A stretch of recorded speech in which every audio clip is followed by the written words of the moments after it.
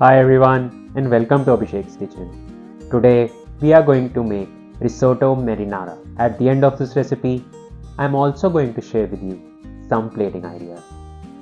So let's get started. For this, we need 800 grams of whole peeled tomatoes, 300 grams of water, 150 grams of arborio rice, few coriander stalks, 1 teaspoon salt or as per taste, 2 garlic cloves sliced, 1 to 2 anchovies, 2-3 tablespoons of olive oil and half cup grated parmesan cheese. Now for the recipe, add sliced garlic in a pan with 2-3 tablespoons of olive oil. Turn the gas to medium heat and cook the garlic until they start turning brown. Add the tomatoes, crush them and mix them. Next, cover and cook until the tomatoes release the oil while stirring in between.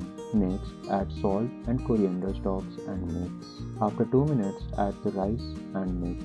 Next, add water and mix. Cook this for 10 to 15 minutes until the rice is cooked while stirring in between. Next, add a ring on top of a microwave-safe plate lined with parchment paper.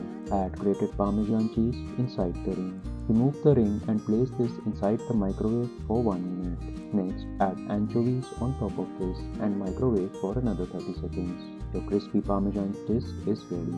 Now let's get started on plating. For plate 1, place a ring in the middle of the plate and add the prepared risotto into it. Place the parmesan dish on top of it. Garnish it with chili flakes and coriander stalks. Your plate 1 is ready to serve.